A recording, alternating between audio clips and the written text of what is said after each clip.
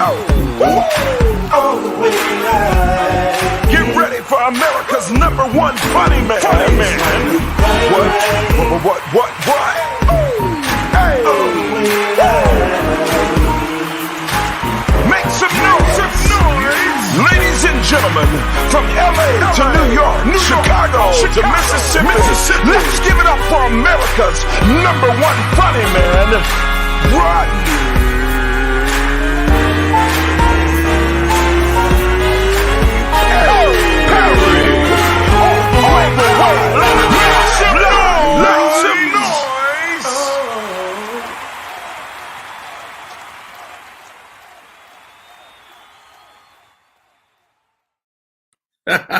What up, party people? It's your boy Rodney Perry, and you're tuned in to Rodney Perry Live. Shouts out to Young Money, our first guest for the day. Well, not our first guest, but he's already in the chat, ready to rock and roll. Darnell, what up? How are you? Welcome to the show, official YouTube. Thank you for the YouTube listeners, man. YouTube viewers, man. Our YouTube viewership has been growing exponentially. So mad love, mad respect. Really appreciate y'all. I got some top 10s for the day that I want to cover, man. And again, the show is growing and we can't do it without you. Let's get right into it. My co-host for the day, two comedians I respect immensely.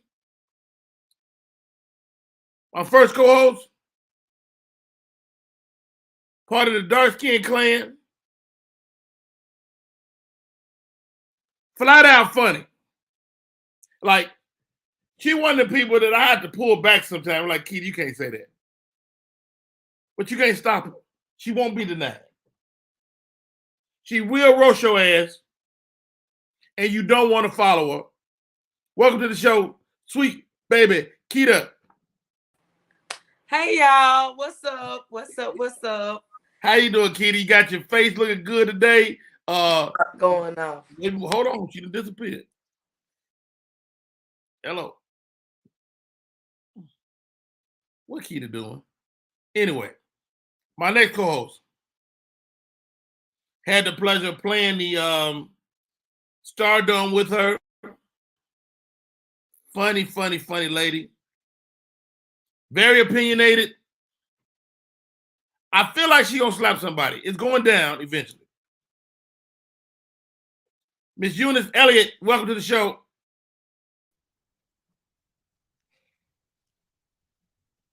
Hey, Rodney. I would never slap anyone. I would never slap anyone unless they really, really needed it. And it would just be like a push in the right direction. Like, go that way. You're going the wrong way. A love touch. I'm pretty sure that's still a slap, though. I'm just going to throw it out there. It's still a slap. Let's have both my co-hosts in here, sweet baby Keita and the homie Eunice Elliott. Thank y'all for coming in. How y'all doing today, ladies? I'm good. I'm up early. I'm just different. Hey, Keita, I see your brain like, why are we up? What? Right. My brain is like, why we up? We had drinks last night. I put myself to sleep with wine every night. Hold on. Let me get my partner, Candace Latoya. She told me the same thing this morning. She said, Rodney, I can't. Right. Hilarious. I can't. I'm heavy on the Starbucks this morning. You got a big milk jug full of the venti. Oh, that's crazy. All right. So, ladies, y'all out here in these Atlanta streets. Is dating as hard as it looks? Yes. What do you mean, bro? Hell yeah. What you mean? Not just Atlanta streets, all the streets, all of them. Okay. All the streets. Because we're female. Like, they feel like we ain't funny as them. They feel like we can't bring it like they bring it. We're going to talk about dick. Can I say dick? Too late.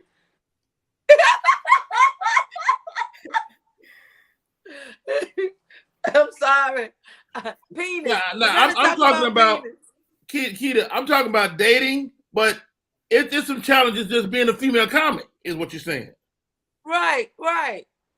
Dating is even worse because everybody think you're gonna be funny. Like when I'm serious, I'm serious. Like when I get off that stage, I'm no longer Sweet Baby Keita. I'm Lakita Chroma, and I'm looking for somebody for Lakita Chroma. I don't want to keep having to. I can't even tell people I'm a comedian. Not till after I done dated them. So wait, if I meet you at a club, how do you keep it away? I don't meet people at my shows. That means they're groupie, or I don't like that feeling. Really? Yeah, I don't like that. That's interesting to me. I mean, and you think you at clubs probably 80% of your time. Eunice, you have similar problems? Yeah, I was gonna say just being a woman in any industry, any field, dating, comedy. The first problem is people don't generally see women as people. So that's where you already kind of lose your way, because people don't respect women. When I say people, I mean men. Don't respect women the way they would want to be respected. They don't value their opinion as much as they value their own opinion. So in anything, as a woman, when you walk into the room, you're already fighting an uphill battle from the preconceived notion. But as a comedian, yeah, before you even get introduced, a comedian will say, "Oh yeah, she's so fine," or "This gonna be my baby," and so they've already set you up to be looked at versus be laughed at. Wow. I mean, one of my personal pet peeves that I hear comics do to bring up a lady, y'all ready for a female? Right. Oh, I hate that. That's horrible. Because the reason they say that is kind of like, oh, we got the little special one come, it kind of lowers expectation versus this is the next performer, this is the next comedian. If they can't figure out I'm a woman, then it didn't matter. Wow. These titties said what they needed to say. Pretty much that part. Yeah. So what is your pet peeve as far as your male counterparts in the game, Keita? That what you just said, that is off top the worst thing that you could do for me. And when I'm the headliner a lot of times, Eunice the headliner a lot of times. Men get in front of me and want to do their whole HBO special to try to show me up or show me what they got. I don't care what you got, because I'm going to bring this heat regardless. They paid me to do this. So I got to sit through this opera, I'm going to call it, of male comics just doing, I don't know what it be, but I'm going to do me. Like, of course, Monique is my friend, and she's been noted as speaking her mind. I mean, it seems like when anytime a woman speaks her mind, she's demonized, called to be, called to, like she is less than a human. And I don't think that's fair. What's your thoughts, Eunice? Well, I think in any honest room, if you ask who has the most sense, the answer will be women. But okay. Because we live in a patriarchal society and women are still deemed the lesser version. I mean, I think about all of the political conversations people have every day that are generally based on the Constitution, a document that when it was written, I wasn't counted as a person for two reasons, because I'm a woman and Black. So a lot of the conversations that people have, and they never meant to have them with me. Wow. So it's hard for them to think I have to say, because you weren't even supposed to be talking right now. Now I will say this, ladies. I've been in comedy 30 years, 30 plus, and a lot of times the greatest enemy to women are other women. Is that true, or am I losing my mind? Listen here. People act like women don't like each other. When men have an argument or altercation, it's just fight. Dudes just argue. Dudes just fight. Women are catty and diva, and we don't get along. Like, it's just regular stuff. I'm gonna just tell you, across the board, I don't like women and men. It ain't like it's just you don't like nobody. I mean, I'm just saying, when I don't like you, I don't like you as an individual. I don't dislike your sex. I dislike you. And so with whatever sex you is, you know what I'm saying? And my thing for not liking you is I don't talk to you. I don't talk to you. There's no reason for me to engage in any conversation with you. I just try to stay away from you. If we got to work together, let's work. But after that, it's nothing else to talk about. I just want to say this. I know y'all see this baby bed in the background. It ain't mine. I don't have no baby. I'm looking for a daddy. I need a daddy. Nobody else will do. Explain baby dad in the back. I see you got to put a curtain up over the baby dad, Keita. Come right. On. So they can't see what's going on back there.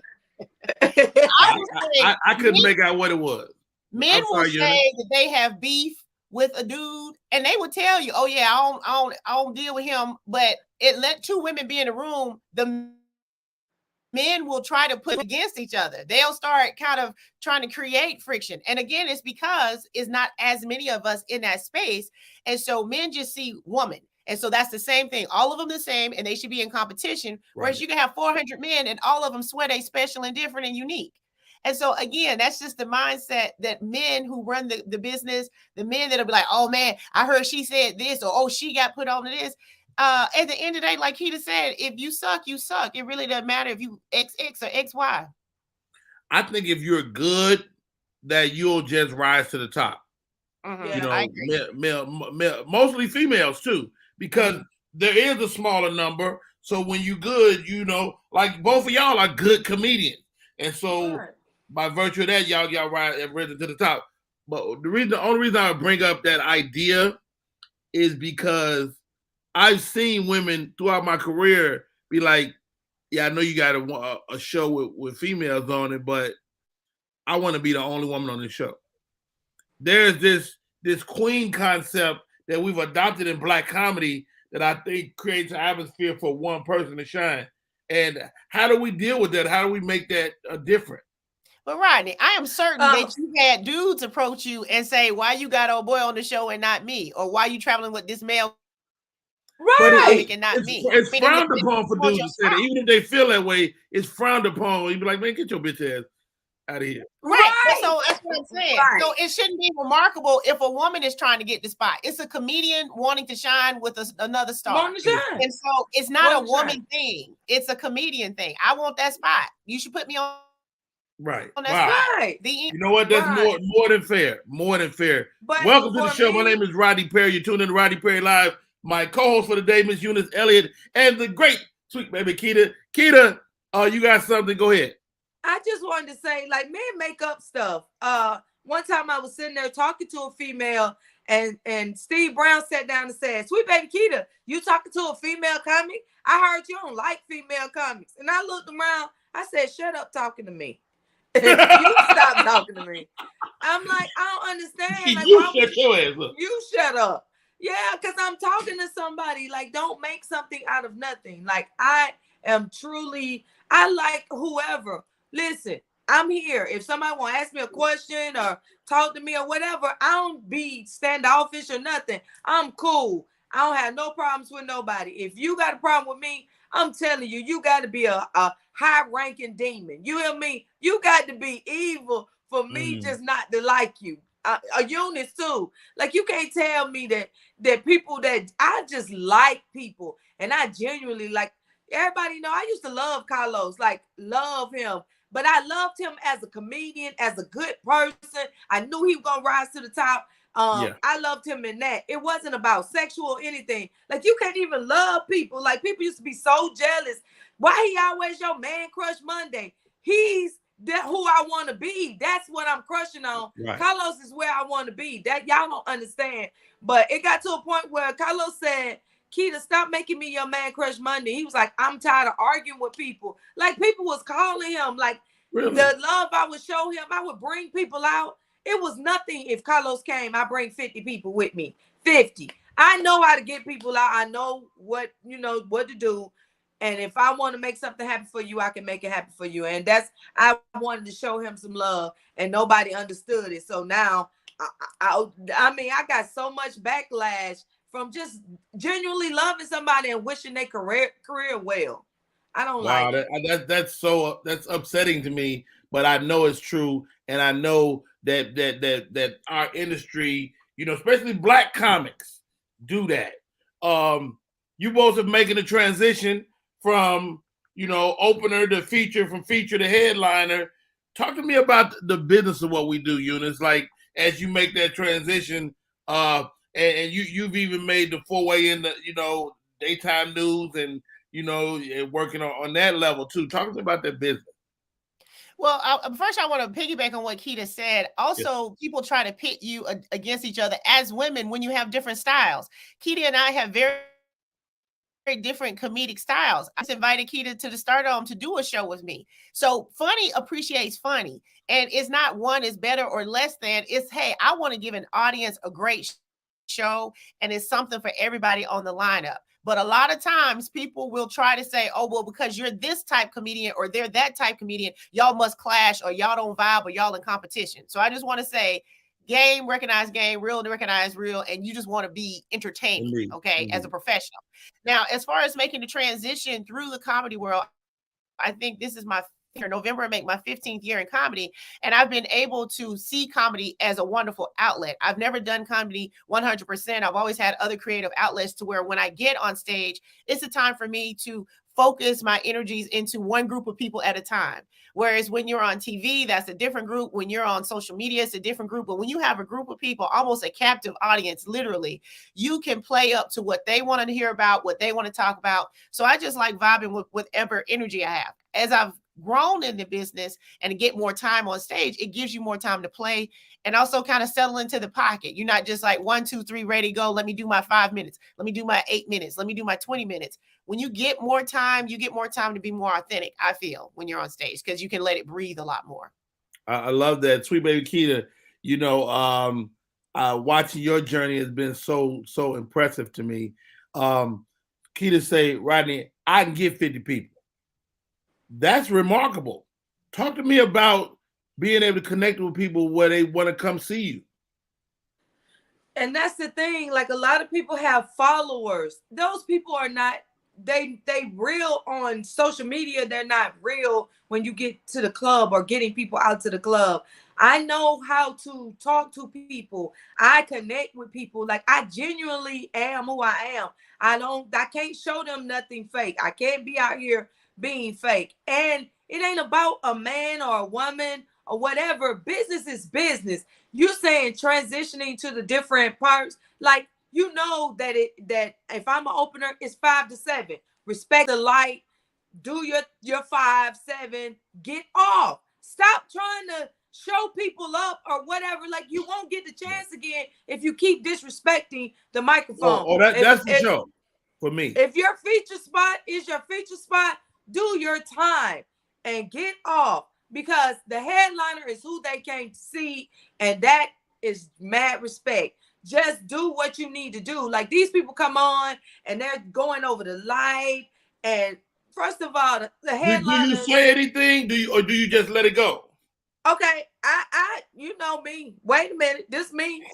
I say something. I get people to like, and I boo you. I have been known to boo people if I don't feel like you funny. But I just want you to go ahead and get down. Like, please know that we don't like this. Like, if we just sit here staring at you and not saying nothing, obviously it wasn't enough because you still up there. So let me go ahead and boo you so you'll know really definitively this ain't working and I need to get down.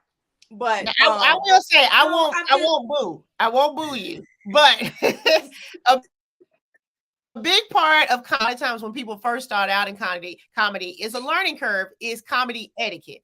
And that goes from backstage to the stage, to time, to performance, to material, that there's a lot of respect and etiquette that goes along with being a professional working comic that other comics want to work with, and that a club would want to work with. So it's not just, it's, hey, but does anybody want to be around you? Are you going to show up on time? Are you going to trash the dressing room? You know, so it's a lot that goes into it beyond just being funny. I see a comment. I know this your show, but somebody does want to get back to dating, and you know I do too. But go ahead. It's your show, Rodney. Go ahead. I get it. I see that, but I want to have this conversation. Somebody want to date me. Somebody want me. Listen here. You see these glistening dating. So if you could see these glistening titties early in the morning in the AM, they are open to dating. They like meals. They like I'm gonna tell you something. This is my little thing. I'll be like, my name is Keita. Like long walks. They like long walks. I like long walks and horseback ride. And I say this, and men think it's cute. But one dude, he took me to the Beltline, and we ate, and then we went on this long walk. and it was cool going out, but you got to remember, you got to come back to get to your car. Back. Man, I was so mad. I was like, I need to stop telling people that I don't like long walks. I don't like long enough I like walk. medium-sized walks. Yo, hey, my name is Rodney Perry. You're tuned in to Rodney Perry Live. I got my co-host today, fabulous comedians. And how about this? As your male counterpart, I have failed you, I'm sure. I have failed my female counterparts on more than one occasion by not speaking up, allowing my peers to say crazy shit. So, but, and I'm going to qualify this with this, and y'all tell me if I'm all the way off base. I feel like my homies that's female can't, like, it's almost disrespectful to defend you. Or is that wrong? Rodney. First of all, me and Eunice from Birmingham, I'm from South Carolina. I fight. You hear me? I get right in there with these hands. But too, like, sometimes you want a man to step in to buffer a man. You don't, because I don't want to have to come out the bag and they be like, Keita just need to stop. But for real, like, I got a stalker and he had followed me to Cats. And you know him, everybody know him, Harry. The little crazy man. Right. Yeah. Anytime he see me somewhere, he just show up. And he's not a threat, like threatening. He just. But you don't know that. He might one day. Right. Like, I've had some talks with that little dude, though. And he artistic and he in love with me. I do know that. And so I'm at Cats. And he's sitting at a table that's reserved. He won't move. He want to sit next to me. The people can't even talk to him. I'm on my live. I said, y'all see Harry done follow me up here. I said, somebody call Foolish and tell him to come and get me. And then somebody called Foolish and he came up there. He cussed Harry out. That's out of Dr. Foolish. Right, Dr. Foolish. And he let Harry know what was up. But he was mad at the other comics, like, why Keita had to call me from home and come up here and help her and all y'all right here. Like, y'all just think this funny. He was real mad. He was and I get that. And that's what I'm talking about. I have taken you personally as a champion because you have worked with strong dynamic women and you invite strong women to work with you. I think sometimes where men fail us, it's not so much defending us, but setting the tone where it's not going to be allowed if you in the space. And I think that's how you move in the world, you know? So it's not so much that somebody has to come at it and then you got to step in to defend. But, you know, I think as all of us grow up, as we get older, we should be setting the tone of the room. And so other men and other comics need to know if Rodney Perry in the room, we not doing that right here today. Rodney don't allow that. And it's not that's actually true too, ladies. Like, it's stuff that I be hearing stories about dudes doing. I'm like, he don't do that shit around me. You know, but they don't do it around me. Candy, you popped in. You got a word? Yeah, I was going to say about, like, as far as the comics, the female comics, like from the outside side, I'm not on the stage, but I'm around, you know, you ladies a lot and gentlemen. And I feel like y'all men, typically, like, y'all pick and choose when y'all want to hold us down and not. Like you said in the beginning, Keita, when they say the female comic, it's like, just say a comic, you know. And in the backside, you know, when we're backstage in the green room, you know, you talking to them like, you know, we're all talking like we're all one group. You know, the men say what they want to say. You know, they probably cover up a little bit, you know, when women are in there. But it's like, if you coming back here talking shit, being regular, go on stage and be regular. Like, don't try to make it seem like it's one way on stage and another way behind the scenes. So I can understand that. That's an interesting point. That's an interesting point, Candy. And we're gonna hit this before we go to break. So is your peer conversation ever crossed the line? Right. You know what I'm saying? I mean, as peers, we have light banter. You know, "Ooh, Candy, you look good today. Eunice, I see you. All right, okay." So you know, when is that too much? One time I walked up Go ahead, Keita. Okay, Okay, one time, this was at Uptown many years ago. There was a comedian who was sitting next to me, a male comedian, and you know, some people talk with their hands, but he kept having to hit my thigh every time he had a thought. And I said, hey, that's kind of weird to me, you know, so I would move his hand. And he kept touching me to the point where I had to say, no, seriously, I really don't want you to touch me anymore. And so he kept trying to touch me like to show that he was going to touch me regardless. I've never talked to that comedian ever again. I've never dealt with him again. I removed myself from the situation, but it's one thing to kiki, and it's not like it changes. But if I actually express a boundary and you show me that you don't have to respect it and you will not respect it, we can fix that. That's very easy. I'm not going to argue with you about me, you know? And so I think where we cross the line is sometimes when we're backstage and everybody's jonesing or kikiing, a lot of times as women, we'll set ourselves up to have a lot of stuff thrown at us because we want to show that, hey, we want you. We can roll with this and all that. But a lot of times men take it a little bit too personally, or even when you try to play back with them because they know what you're saying is probably rooted in more truth than a general female insult they threw at you, then it's not fun anymore when you start playing and talking about it. I see Sweet Baby Keita rip the best of them. Right, and they get really sensitive though. Men get really sensitive. They be ready to fight me. Yeah. I have a question for the lady comics. Do you all date other, like, is that your circle? Do you date male comics? I have. It's not, listen, because you see these people all the time, and I just know how to keep my real life separate from Sweet Baby Keita. Like, that is an entity. That's a person. That's a brand. When I go on stage, like, don't even bring that stuff around when I'm doing business. Like, I'm so business. I show up on time. I look good. I have my stuff together. I'm ready. If we need to wait, I'm waiting. I ain't over here. What's going on? Or, you know what I'm saying? And I don't do all that. I'm real easy to work with. I just sit back and wait my turn. I'm not doing all that. Let me ask you this, Keita. Let me ask you this, because I felt bad about this. Because I know one of the guys you dated, right? I'm not going to say his name.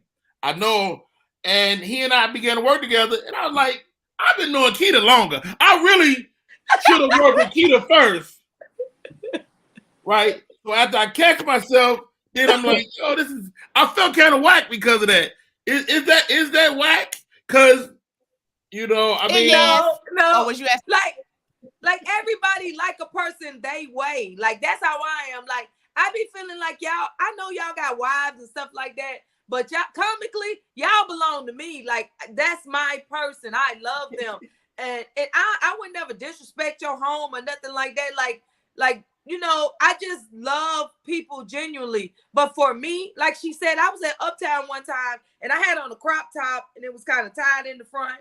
And a comic walked up to me and touched my breast and I said, what is wrong with you? He said, I couldn't help myself. I said, you will when I punch you in the face. You gonna help yourself into an ambulance. Like, it just, like, people, I think they overstepped their bound, and it was in front of the person. Like, I do date a comic, so he out there. Like, I'm like, what is wrong with you? Like, y'all don't have no home training. Like, some of this stuff come back to regular stuff that you should have. It's not comedy at all. It's like, how you was raised.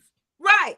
A lot of people try to overcast that, like they're this or they're that. They're a comic. They still human. They still got characteristics. They do this stuff on their own. Like, we are not all the same person because we decided to be a comic. And so people need to start looking at people as individuals. That's how I had to start. You know what I'm saying? I don't generalize people. Like, I know that you are this person. Rodney, you are a king to me. If you don't defend me, I promise you, I get right in there and do 2 to the body and 1 to the face.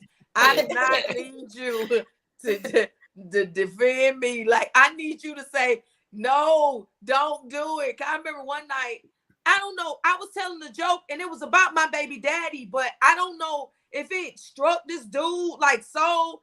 And he was like, you toxic, B. You toxic. And I was like, is that my baby daddy? Not everybody laughing. So he started getting up. I asked the girl, I said, is he with you? Is this your dude? You need to get him. Put him back on the leash. I don't know how you handle him in public, but you know, then so she embarrassed. And this dude is coming toward me. And I said, sir, If you want to say something, somebody can give you a mic, but I promise you, you won't last. I'm going to kill you. I annihilate you. I told him. I said, if you think you want to fight me now, after you get this mic and we go back and forth, you gonna want to kill me.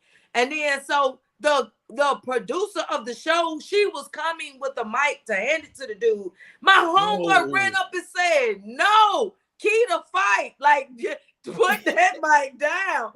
Like, please let this man go. Like, the whole club was against this dude. Like, I did nothing to him. I don't even know what sparked us in this exchange. But at the same time, me and the person that I'm dating, he right there. He looking like, oh my God, I'm gonna have to fight for her. Right. And I'm looking like, no, you ain't got to fight for me. I'm gonna be there, made a man look like he is less than, because I be right in there, ready to get 10 toes down. My daddy taught me how to fight, and I was about to take this dude out. Hey, y'all, this is Rodney Perry. You're tuning in to Rodney Perry Live. My co-host for today, Sweet Baby Keita, the great Eunice Elliott. And now my guest is just arrived. We're going to take a break. When we come back, the bad girl of comedy, Miss Lunell. Oh, my God. We about to get it going. Hey, it's Rodney Perry. You're tuned in to Rodney Perry Live. Type 2 diabetes can have a big impact on your life, but how can it be prevented? Well, the first step is knowing if you have prediabetes, a serious medical condition that puts you at high risk for type 2 diabetes. 1 in 3 American adults has prediabetes, but more than 80% don't know they have it. The good news is, prediabetes can be reversed, and for many people, healthy changes in their daily routine can make a big difference. Take the 1-minute risk test today at doihaveprediabetes.org. We are back. My name is Rodney Perry. You're tuned in to Rodney Perry Live. I've been friends with this lady for, a long time, man. We were both younger. We were both slimmer. I was there. We were working on a pilot for a TV show. She's there. I'm there. She's pregnant with her now 20-something-year-old baby. And she had that baby that day. I remember like it's yesterday. We're in a great comedy incubator of the Bay Area, and she's here today. She's a movie star. She's a TV star. She's a comedian, and she won't be disrespected. How about that? My name is Rodney Perry, and this is the bad girl of comedy, Lunell. Good morning, Rodney. How are you? Good morning, everybody. These are literally the first words I've uttered this morning, except for, oh God, when I realized that the interview was this morning. So please forgive my very white tone. No, you are always, first of all, Lunell is my friend and makes the best gravy of all time. Period. Period. I mean, she got a little jar of grease on the stove right now, ready to make some gravy. Not as much as I used to. I'm not making anything as much as I used to due to my very intense schedule. But yes. I did buy some pork chops yesterday. I ain't gonna lie. Okay. Man, we've been covering a lot with our lady. Sweet Baby Keita is my co-host, and so is Miss Eunice Elliott. You are very vocal about the treatment of women in this game. You know, good or bad, you know, whether people like it or not, you never bite your tongue. How do our female comedians get the respect they deserve? Oh, you have to earn that. Okay.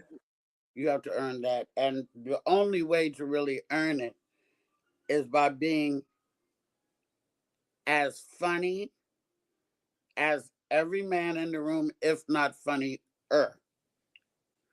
You have to have a following. You know, when we left Oakland and came to LA, we brought all our Oakland fans with us. True. And there's people from probably the town that are watching your show on a regular basis to this day. That's the only way to get respect. Like, I didn't come in to, well, let me not lie. I won't say, I was going to say, I didn't come in this game going, you know, you're going to respect me and I can hang with you guys and all that stuff. I did say that, but that was because my work prove that. Mm-hmm. You know, there's a lot of women in the game, and a lot of women may not like what I'm about to say. There's a lot of women in the game, but there's not a lot of women generating heat. Well, what do you mean? You know? Give me that. I mean, names that are being called in rooms that they're not in. Right. Their social media. Is it their fault? Because if there's some really funny comedians. I wouldn't say it's nobody's fault. It just is what it is. If your comedy speaks for yourself. No matter what you say, no matter how you dress, no matter how you look, no matter who you know, at the end of the day, it's your comedy. Your comedy is what's going to get you the respect, whatever style it may be. I certainly am not throwing no stones. Everybody knows I'm the original bad girl of comedy. I got that name from Rick Sullivan 35 years ago. The trash that I'm talking today is the trash that I was talking 35 years ago when I got into the game, because that's just how I speak when I'm comfortable. Of course, I have a Bachelor of Arts degree in English literature. I can hang with the best of the educators, but the way I speak on stage is the way I speak when I'm comfortable. And I like to be comfortable with my audience, make my audience feel comfortable with me. But what I'm saying is, when it comes to, there's the difference between wanting to be good and wanting to be great. And if you want to be great, you're going to project your comedy in such a way that everybody, black, white, male, female, gay, and straight, is going to want to come and hear what you have to say. And that's, I can't say that for everybody. Now, everybody, what I did find out is everybody, no matter how big or small, even if you're the tiniest little peg on the toe, everybody got their own fans. True. Everybody got their own fans. And just, you know, you got to start there. Like, somebody's got to like you, you know? And, okay, Lunel, let's go back. Because you were maybe the first comic I seen on television. I was in Oakland. I first touched down in Oakland. Oh. And you were on Soul Beat, which really was the precursor to BET. Absolutely.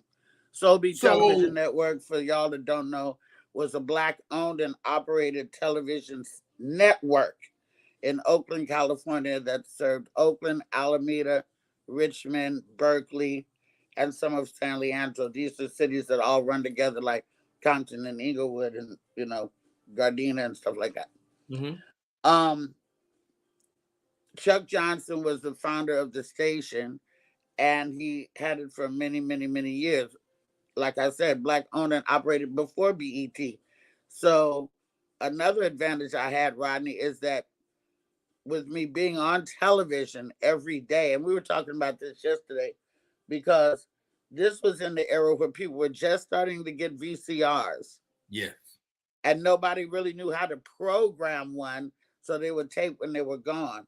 So literally there was things in Oakland that would not move until I got off the air. Wow. And I would go to the bank and people would be like, I was just watching you. I didn't come out till you went off the air. You know, this was real time shit. Yeah. And when comics would come from around the country to Oakland for the Bay Area Black Comedy Competition, 90% of the comics that came in from other states, I was able to interview on my television station.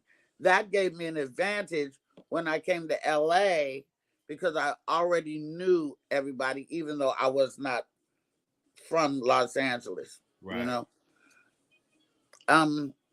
I can't really say what the formula is, because the formula is different for everybody. True. The road is different for everybody. The story is different for everybody. There's no body that you can say, well, if you do this, this, this, and this, you will become a great comic. The people determine that, you know? Right. And I think that it's also a rare woman that can make men come out without the girls, because a lot of times men come with their girl. The comedy club, they come with their girl. It's a date night. But when you can get a table full of guys, like 4 guys, no girl that will come and see you, you know, now you're generating some heat. Now you're doing something. Hey, Miss Lunell, you're a mother, and your career hasn't slowed down. Is there a guilt for a woman in this business? Because as men, we just go. We don't ask nobody. We don't, you don't even think about the kids. But I feel like with my female counterparts, there's a sense of guilt. Is that true? What do you think? You know, I don't have my lashes on, but I'm going to take my glasses off for this one because I want to be super transparent. I wasn't guilty. Okay. Not at all.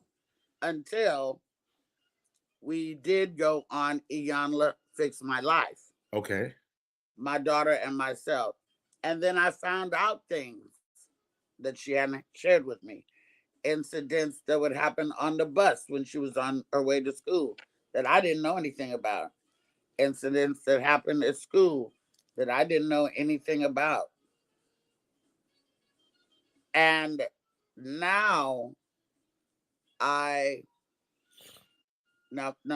saying this, but I wouldn't change a motherfucking thing. I get it. I wouldn't change nothing. My daughter was with her father, as you know, and his a great mother, comedian in his own right. Yes, I fucked a comedian, lady. The main thing we tell you not to do, I did it, and I had a baby with a comic. Lord have mercy. It was big news in Oakland too, because it was huge. It was big news. Yeah, it was big thing. And then of course I got incarcerated, and you know he took the baby and this and all stuff. I wouldn't change a thing because every sacrifice that I made got us to where we are now, which is very comfortable by myself. You know, my daughter doesn't have any student loan debt. I paid for San Diego State University. My daughter has a place to live. It's 4 blocks from me. You know, it's where in the studio apartment that I lived in for 15 years before I got. Oh, get out of here! That was the spot. That's my gravy spot. Yes, and my daughter and my daughter came from college and she had her boxes. I was like, no. The studio down the street, down yonder. And so the guilt that I don't have, I will have if I have a grandchild.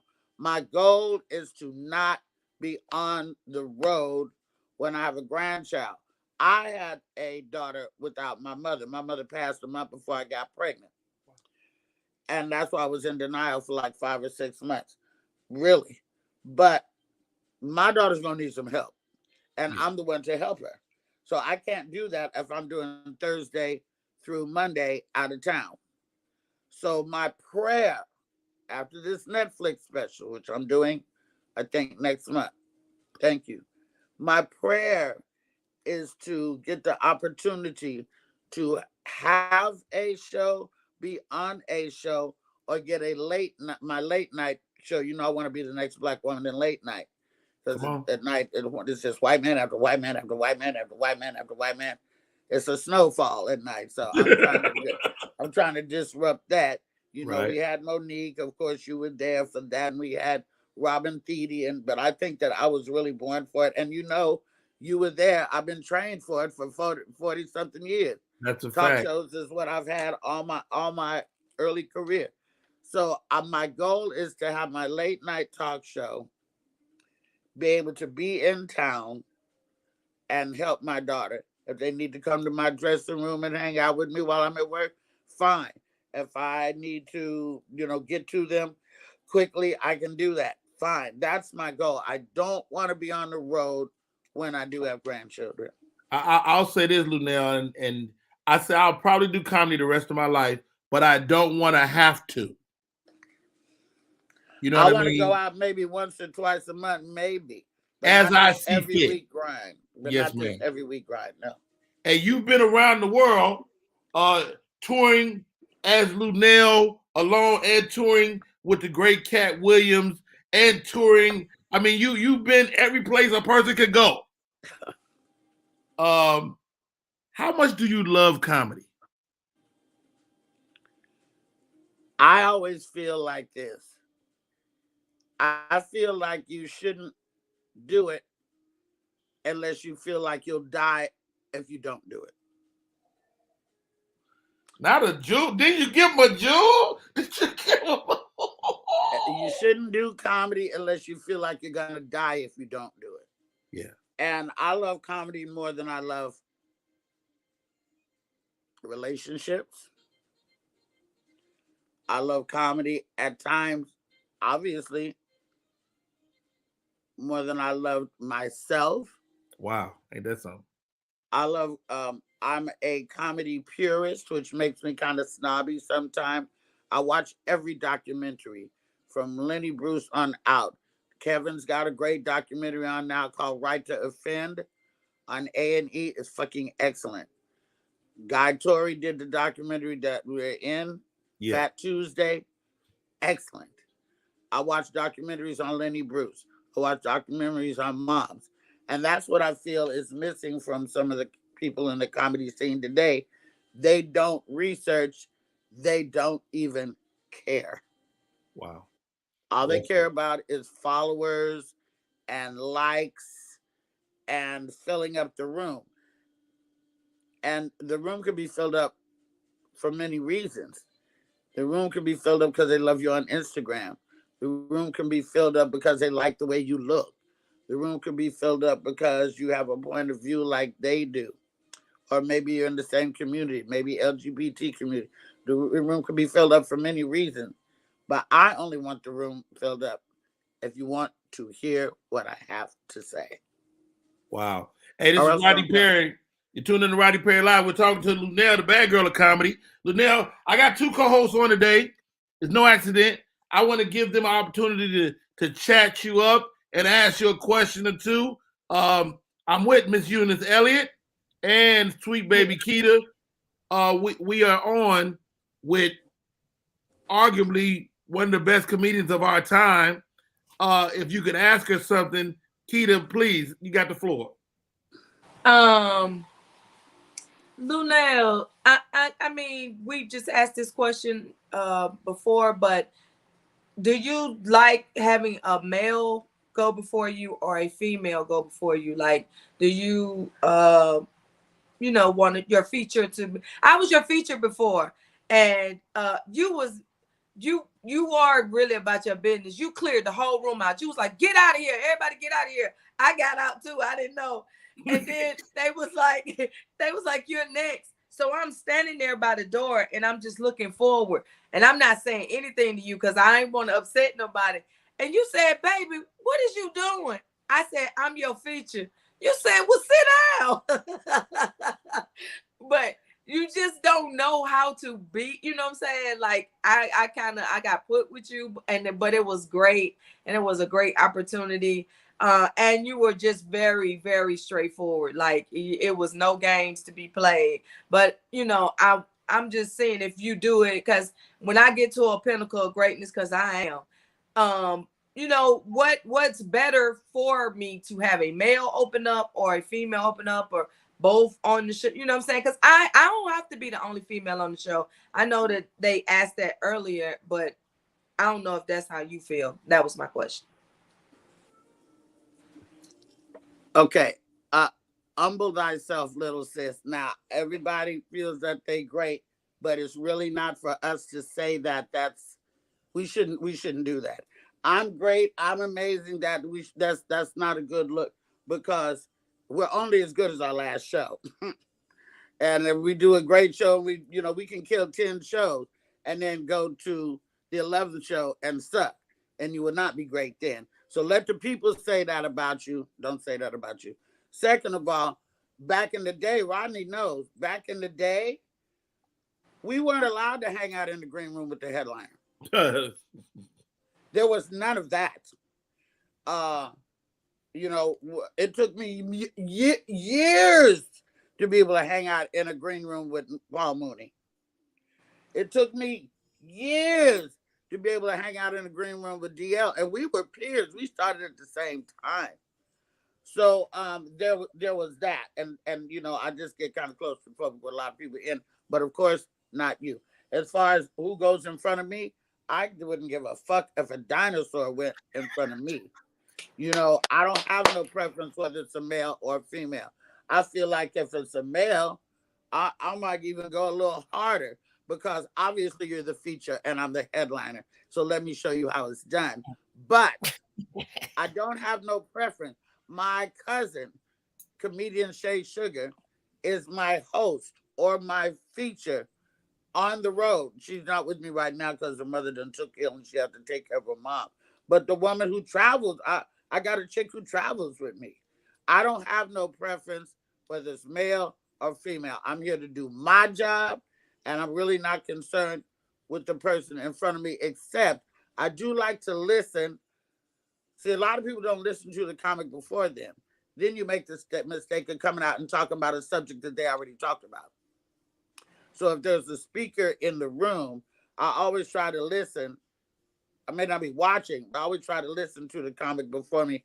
As if they're talking about Obama, and I've got Obama material. Well, no, I'm not going to do it because the audience is going to be Obama'd out. And you also have to have such an arsenal of material that you can change on a dime. Agreed. You can be like, oh, I was going to talk about this, but I'm not going to talk about this. I'm going to talk about that. And that shouldn't throw you. You should have that much material and that much improvisation skills to be able to flow with the thing. So I don't have no preference. Eunice, what you got for the bad girl? Good morning, Miss Lunel. I want to say for the people in the comments who are obviously enjoying all of your wisdom and dropping jewels, I would like to say, and I know you don't remember, that when I met you, I interviewed you in Birmingham, Alabama, and you had on all your beautiful jewelry, and you gave me that yellow bracelet that I do still wear. So she gave me her actual jewels. Yes, thank you. Okay. But what I want to ask you is, that must have been a very special day. I believe it was. You smelled wonderful. You told me about how you like to leave a scent in the room. You smell beautiful, and you gave me that beautiful bracelet, and you killed it at the Stardome. But what I want to ask you right now is, how have you enjoyed transitioning into social media? Because I know you have lived on the stage for so many years, and now you get a chance to connect with so many more people that may never see you in person through your live videos and through social media. How do you feel like do you enjoy that, or how do you feel about social media and comedy, and your comedy too? Actually, I do quite enjoy it because, you know, we have all types of fans. We have blind fans. We have paraplegic fans that will never be able to come to the club and see you. And they've watched your movies or watched your TV shows over the years and would love to come see you, but they can't. This is a way I really, really, really, really, really connected during Corona. Mm-hmm. That's when all these shows started. Now, I was doing social media before, but I gained a new audience doing my YouTube show during Corona shutdown. I like to go live. I like to see people interested in what am I eating or how did I get my lashes on, which I obviously didn't do this morning. And I like to talk back and forth to them. It's a way to let the people in the town that you're going to tell folks, and they'll spread the word. Social media has a lot of great things about it, and I have embraced those. Social media also can be a very hurtful, dark place. Yeah. And, you know, nobody likes that. The keyboard gangsters are relentless and they're vicious, and they say all kinds of things to you that they would never step to you and say to your face.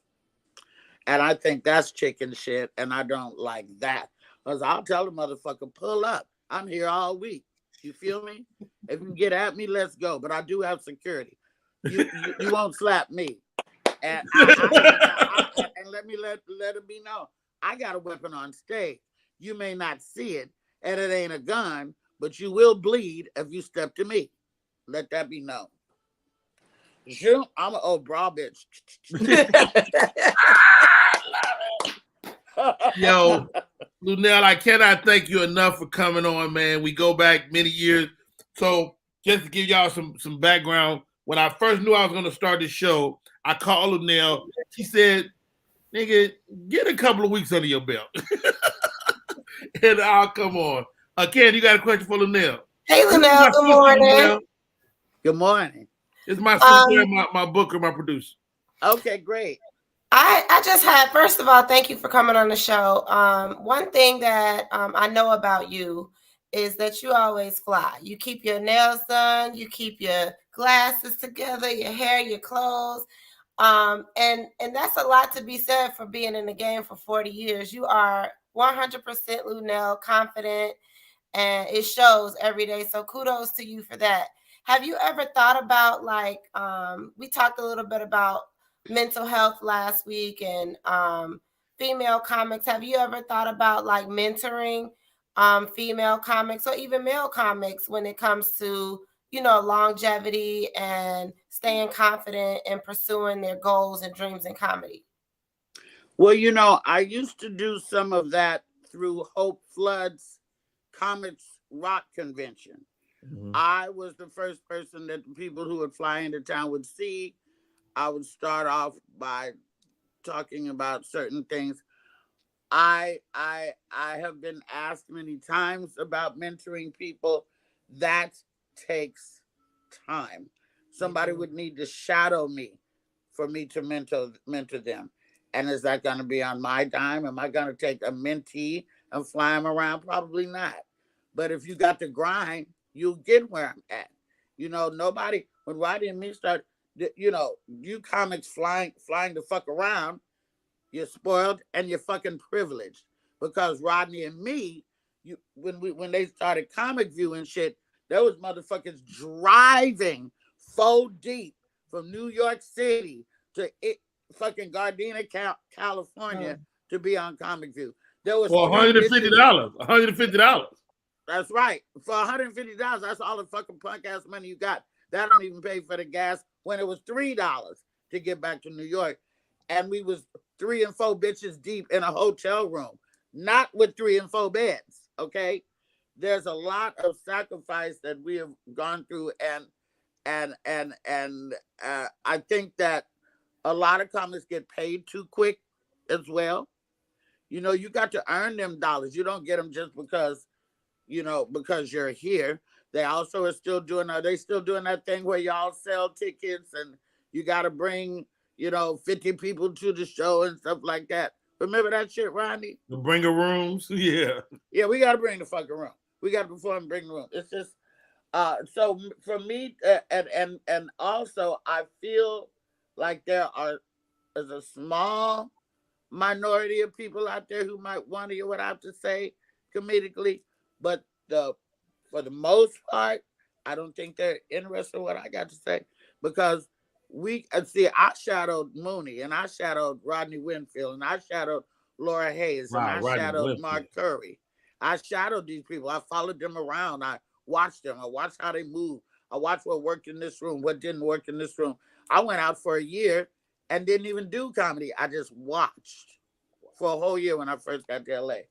I think that with the newer generation of comedian, I don't think they care. I think they got it all figured out and they don't want to listen to no OG like me. And that's the way I feel. I could be wrong.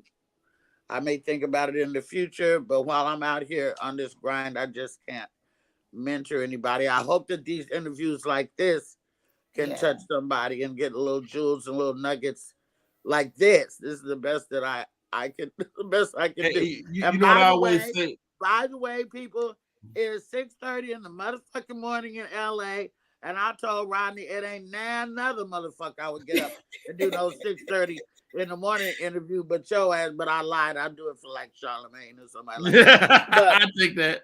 But I said, well, for you, I do it. I had my lash in my hand.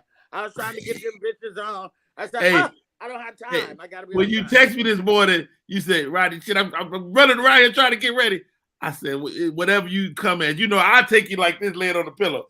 Hey, one of my closest and dearest friends, her name is Lunell. is she a bad girl? And that's gonna be our last question. Are you I know you a sweetheart.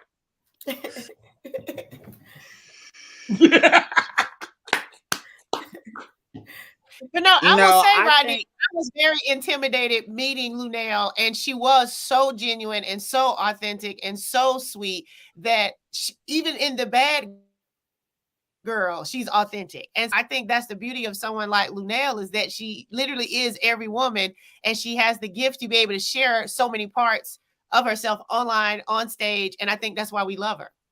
Hey, sis, thank you again for coming on the show. You got the final word, Lunel. Anything for the people? Okay, I want to answer your question about whether I'm a bad girl. I want to give out my social if I can. I want to tell all these sisters on the panel today and the sisters watching, because I can't see the comments. I don't know what they're saying about me. You know, like I said, the keyboard gangsters are on here probably talking about I look like a fly and not listening to what the fuck I'm even saying. So sometimes that happens. But am I a bad girl? Yes, I'm a bad girl. I'm a bad girl in that I've been through a lot. You know, I've done the drug thing. I've done the jail thing. I've done the separated from my daughter thing. I've done the Vegas marriage thing. I've done the baby daddy thing. I've done the whole shit, and I'm still here, still standing, and still funny. In a situation which is not always funny. You know, I got 7 brothers and sisters. 2 of them got cancer right now. Wow. You know, we're dealing with that as a family. We got a family reunion in August that is very important to the family, because, you know, we don't know what the future may hold. You know, I I think that being a bad girl, also, you have to be able to back it up. Don't just talk shit and be an asshole or moody or whatever, and don't be the baddest motherfucker in the room. You can do that, if you are indeed the baddest motherfucker in the room. But it's always nice to be nice.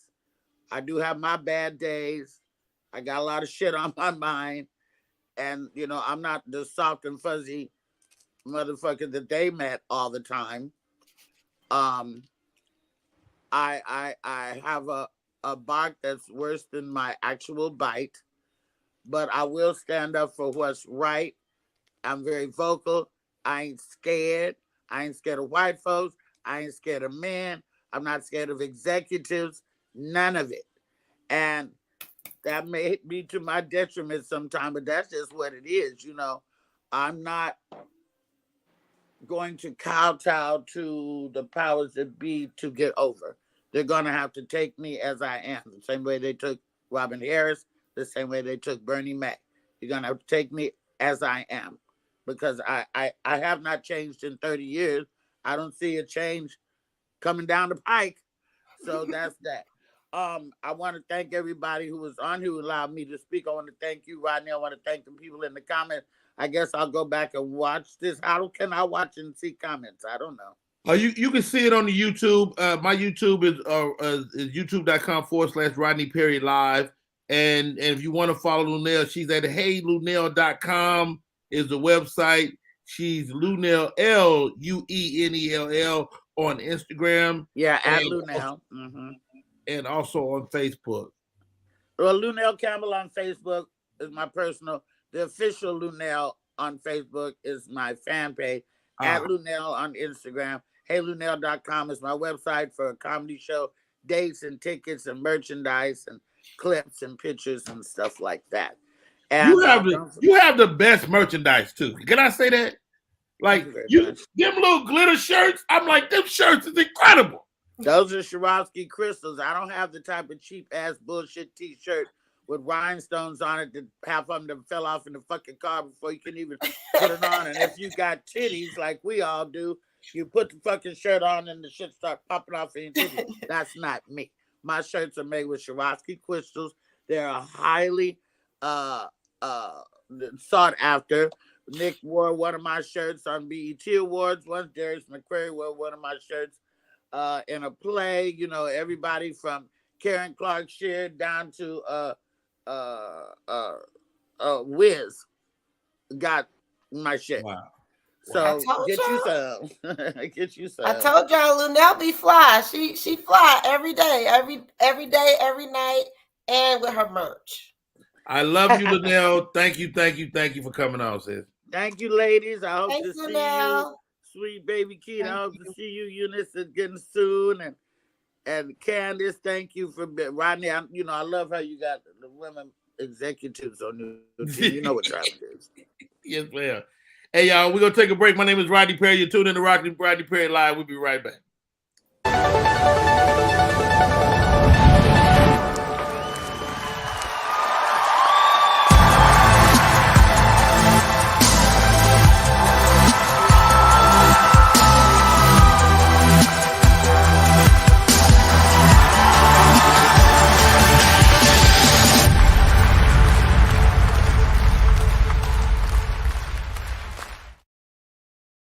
Hey, we are back.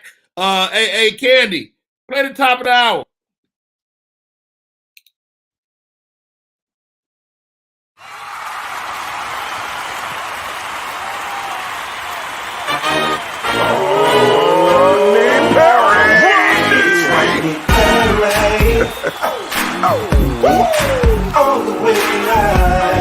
Get ready for America's #1 funny man.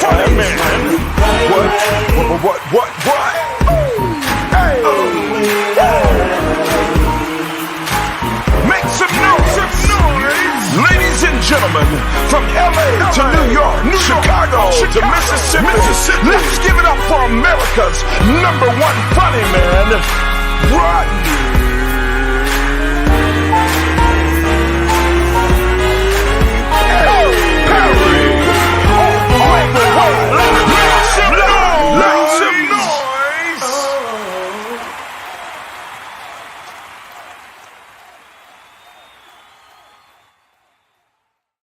Yo, what a great chat.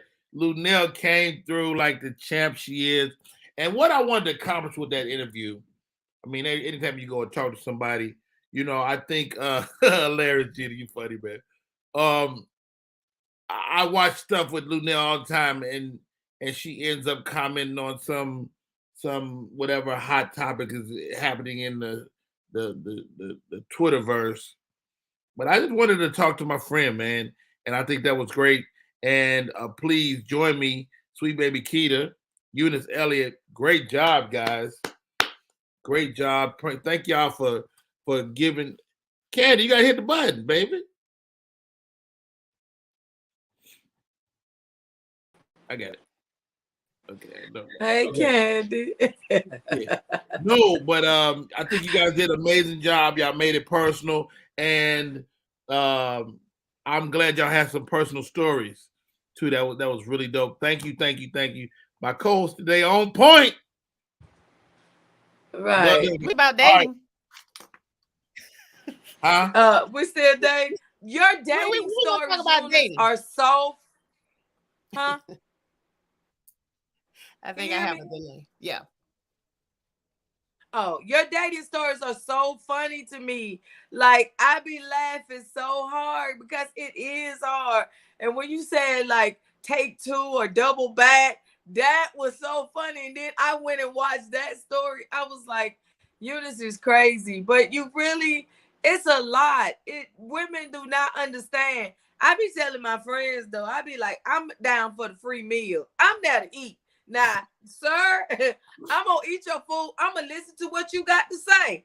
But I'm gonna determine in that time of me eating and taking home some food that we ain't for each other. I go ahead and make a decision right then. Like, it ain't no need to drag this thing out, or I can fix him, or he need that. It's too many women want to fix these men. Stop that. Like, you want to make them into what you want. My friend was dating this guy, and she was like, oh, he's so cute, and he's funny, and he make me laugh, and he this. And she was like, I'm gonna get his teeth fixed. And I was like, that don't even sound right. Like, if he didn't get his teeth fixed, why you gonna get his teeth fixed? Kaden, first of all, you need to mind your business. Let that man get his teeth fixed. No. I feel like a lot of times women fix up men, and once they get that little confidence, that little then they leave you and they think somebody else really want them. But let me say, we teach little girls to fix up men. But little girls' toys are all process related. It's your dolls, you fix their hair, you fix their clothes, you mix the little chocolate to cook it with the light bulb. And little boys' toys is like 500 soldiers for $1. So they don't even value them. They lose 2,000 soldiers. It's 10,000 more still in that little bag, and the gun don't even come out his hand. So little girls are raised to put in work to enjoy themselves, and little boys just like they don't put forth no effort. My brother used to play with a piece of paper, and it was his best friend called a chubby, just bouncing around the house. You know, so that's the problem. Little boys and little girls grow up to be men and women. All right, ladies, our next segment, and I looked this up this morning. Top 10 best soul food dishes. All right. What do you think is on the list? What's not on the list? Eunice. I'm gonna say number 1 is neck bones. Neck bones ain't on the list I was at all. torn between neck bones and macaroni and cheese. I was torn between macaroni and cheese. Mac and cheese is definitely on the list. Neck bones is not. Sweet Baby Keita, what's on the list? First of all, you said that gravy. Mine is smothered pork chops. Sylvia's have the best smothered pork chops ever in life. Anytime a pork chop is submerged in gravy, God has blessed it. Okay, smothered pork chops is not on the list. Let me go down the list. Cornbread. Number 10. Fried chicken. Number 10. 10 to 1. Number 10 is chicken. No, ma'am. Number 10, chitlins. Oh. I do not eat chitlins. Who eats chitlins? I don't. Nobody. I'm just not black enough. What Keith Sweat said. Nobody don't eat no chitlins. Wait a minute. Okay. Next one, number 9. Black eyed peas. Yes. On God. On God. Now, they went sweet with this. The next one, number 8. Sweet potato pie. Yes. Not pumpkin pie. No. Black folks don't eat pumpkin pie. There's a big difference. There's a big difference between sweet potato and pumpkin. Big difference. Miss Eunice, you said this one? they eat a good chitlin. Shut up. Anything that come in a mop bucket, you shouldn't eat it. Yeah. Next one, cornbread. I said that one. Do you like your cornbread a little sweet? Yes. A hint, not like real sweet. No. It depends. If I'm taking it and eating it, mushing it up in my greens, it don't have to be sweet. That's stopping. You don't even know the word. Let me tell you something. Y'all young folks, man. You gotta stop that. Stop that. I don't need my greens cornbread to be sweet. But if I'm just what do y'all know about hot water cornbread? Yeah. You cook it on the stove in a cast iron skillet. Like a pancake. With a little grease. And I haven't had hot water cornbread in years. Honorable mention to salmon croquettes too. Speaking of, that's much. Wait, Keita, tell me how you do a salmon. Give me the salmon croquette recipe. First of all, I have a secret ingredient to all my stuff, but everybody they either choose to do it with cornmeal or do it with flour. I make mine with pancake mix. Ooh. That is my secret ingredient. Oh, that sounds like fun. Turn out golden and fluffy. Oh my God. Everybody, I would bring salmon croquettes to work. My friend took my plate and said, I'm going to give you the money. You go buy you something for lunch because I'm going to eat these. I'm eating these. That's interesting. That sounds interesting. Pancake. All right. Number 6, fried catfish. Definitely. Yeah. Fried catfish is on the list. I wouldn't think of it as soul food, but fried catfish is absolutely soul food. You don't think so, Eunice? I think it's kind of a general, like everybody eats fried catfish, I think. I don't know. You may have a point. All right, moving on. Number 5, red drink.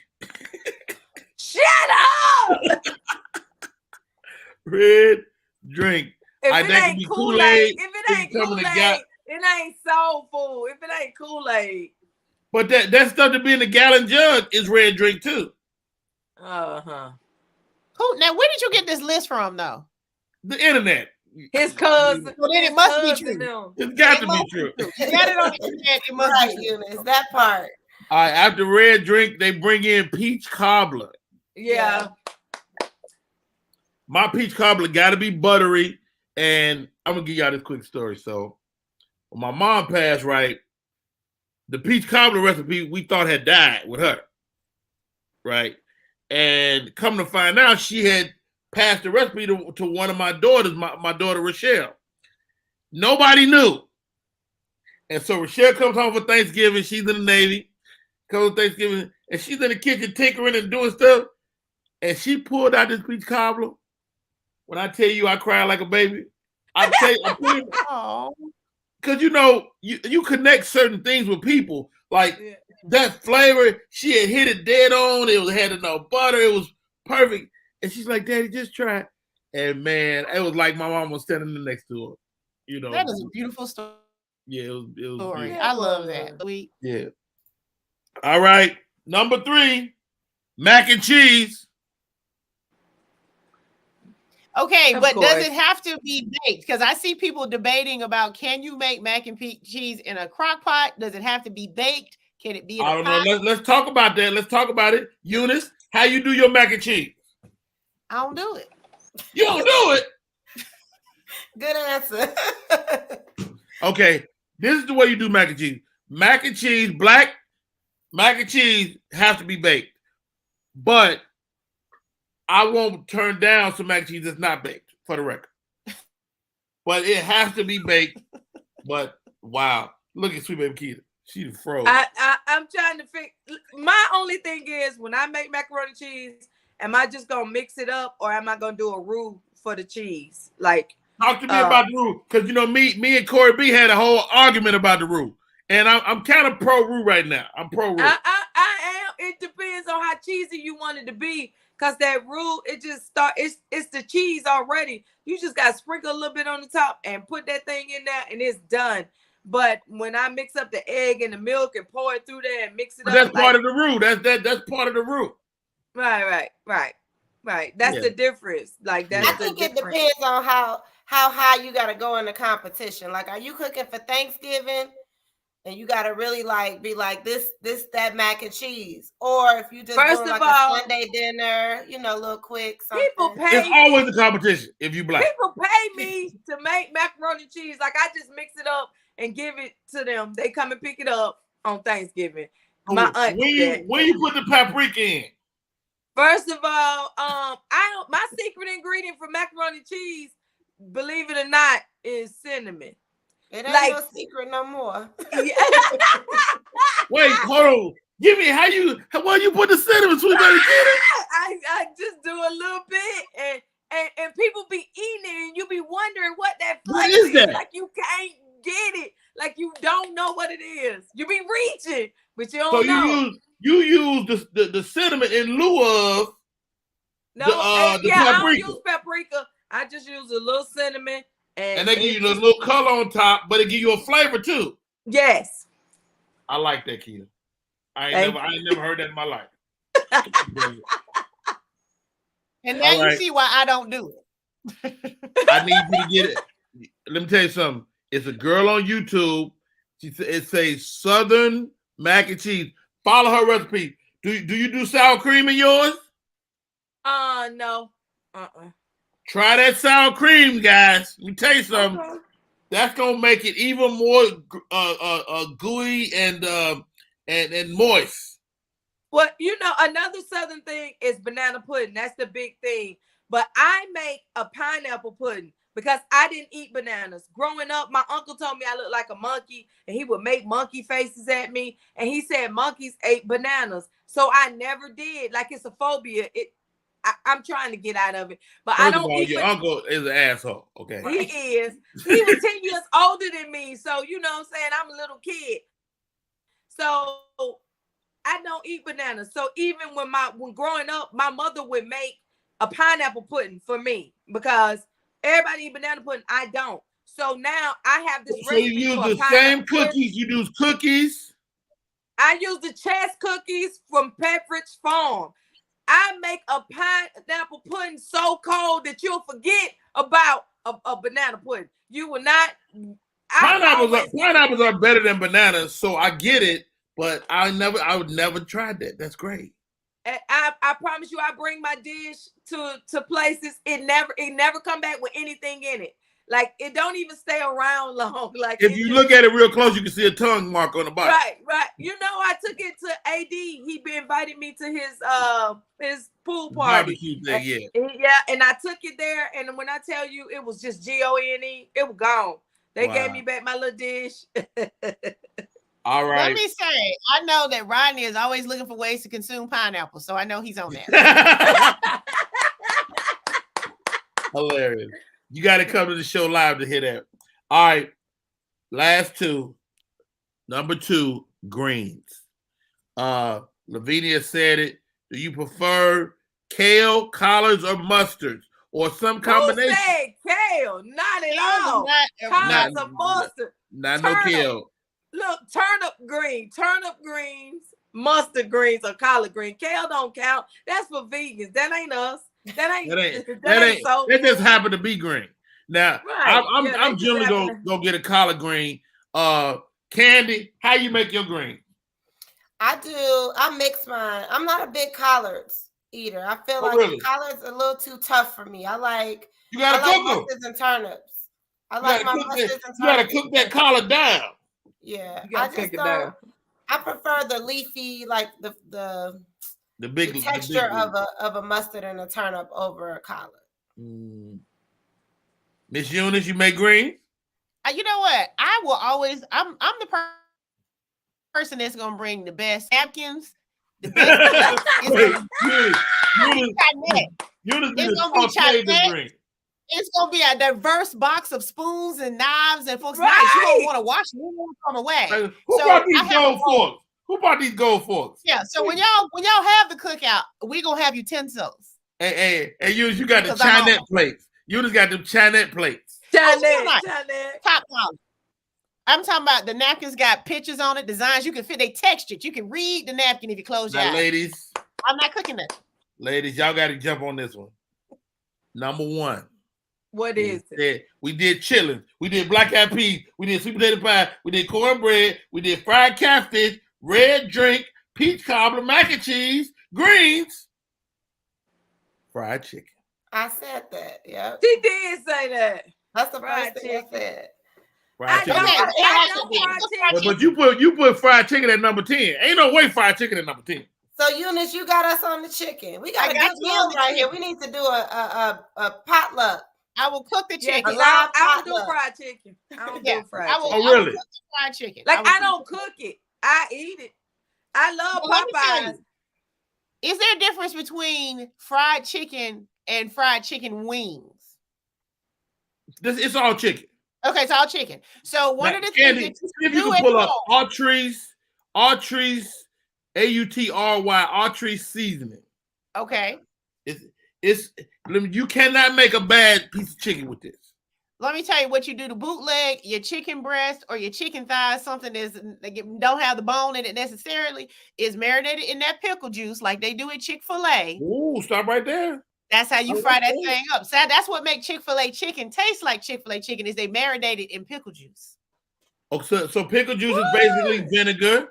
Yeah, I like it moist. It seals in. You still flour and coat. You do all that pickle juice. And so when McDonald's starts selling their Southern chicken fried sandwich, and if you noticed, which you probably didn't, in all the advertisements for a McDonald's sandwich, there was a big jar of pickles next to the sandwich because that's what they started doing was marinating the chicken in the pickle juice. Like, let me tell y'all something, ladies.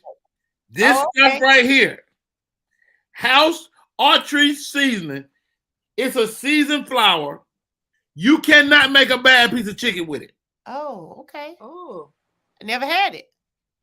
Do yourself a favor. Let me take this. What's this thing? Can you fry fish with it too? They got a fish one. You see where they got chicken right there? They got one that make fish. They got another one that make hush puppies. Oh, wow. All right, you can take it down, Candy. Do yourself a favor. Get you that house archery season. I swear to God. All right, I got a real quick one. I was appalled at this list. Top 10 hot sauces. Tabasco. This gonna be all wrong. Tabasco is definitely on the list. Frank's Red Hot. Frank's Red Hot. Frank's is on the list. Texas Pete. I put that shit on everything. Louisiana, Texas Pete.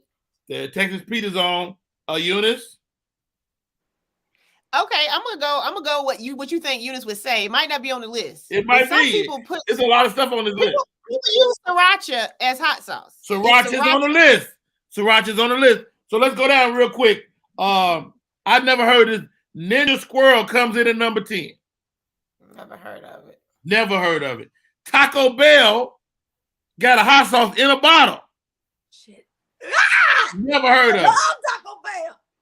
Taco Bell. Crystals. This ain't fair. This ain't fair. Never heard of none of these. You ain't never heard of Crystals? No. Crystals is a decent hot sauce. Keep going. La Cantina. It's Mexican. What you said wasn't Mexican, wasn't Spanish. Not at all. You're right at all. No habla español. Texas Pete. People will fight you over Texas Pete. Right. All right, Texas Pete. Tapatio. That's Mexican. Spanish. That's Mexican. Tapatio. I like how you have to tell us it be Mexican after you say what you say. Tapatio. Tabasco, which Sweet Baby Keita said, I'm not a fan of Tabasco, but have you had them exotic Tabasco flavors? Yeah. The smoke, they have like a smoked one. Man, that shit good. Chipotle one, yeah, it's good. That Tabasco shit is good. All right. Oh, this is the sriracha. What number is sriracha. What number is sriracha? That is 3. Okay. Frank's hot sauce. Put that shit on everything. Is at number 2. And get this, guys. They got Cholula at number 1. Wait, Louisiana wasn't on the list? Louisiana wasn't on the list, but I put it on as an honorable mention. Louisiana was not on the list at all. No. What kind of white person made this list? This is made by white people. I looked it up 3 different times, and I got mad that Louisiana, because all we use in this house is Louisiana. Yeah. Not me. I use Frank's. I want to ask about red drink. Frank's is good to make like buffalo wings. Frank's is buffalo wing sauce. Yeah, they have a specific buffalo wing sauce. But let me ask you about the red drink that made the other questionable list. If you could choose between red drink and grape soda, which one you gonna pick? Between red drink and grape soda. Red drink all day. Red drink? I would pick grape soda. Really? Now you know grape is a black flavor. It is a great knee-high. Knee-high made all the best, whatever flavor it was. Let me tell you something, Sweet Keith. I'm glad you said that. I'm gonna tell you why. When I was growing up, my granddaddy owned a funeral home. He had a soda machine in there, and it only had knee-highs in a bottle, glass bottle. Ain't no soda better than a glass bottle knee-high. Right. Right. Oh, wait, I got something. Peach or orange. Right. Grape. All of them. I like the way you said they make the best whatever it is, because it probably ain't no real fruit associated with none of these. I got me some liquid death. Talk about this, Rodney. Have y'all heard of this? What is? No. This is spring water. It look like a malt liquor can. It do. This is spring water. They have a steel one and a bubbly one. It's a great spring water. We trying to get a sponsorship from them because I need them to give me some money. It's really good though, and it's good to come out. The idea is that they put it in an aluminum can to make it more recyclable. So the idea is deaf to plastic. It's a bit strange drinking water out of a can because I don't think I've ever done that. So it like I feel like it may take some getting used to. When it's cold though. It's That's cold. what I like. It's good. It's Why really do good. Candace sound like she telling her story on Law and Order how she got molested? It's strange that I'm drinking this water out of a can, and then you slide down in the shower crying with tears down your face. Y'all off the chain today. Two top 10 lists. My co-host for the day, Miss Eunice Elliott, Sweet Baby Keita. Man, you guys are off the chain. Eunice don't make no greens. It's been a lot of fun, Rodney. Thank you for the invitation. Eunice will cook some chicken, and that's all we need. I just want to say this. I know my limitation. I know my role in this world. I'm very self-aware. Now, I can cook all the things. I just get a lot of anxiety about cooking for other people. Really? So I cook for myself all the time. But, I think I try to make it so special that it don't never come out how I know it should come out when I make it for myself. So I don't do it. I don't do it. Yeah, don't do that. Let me tell you something.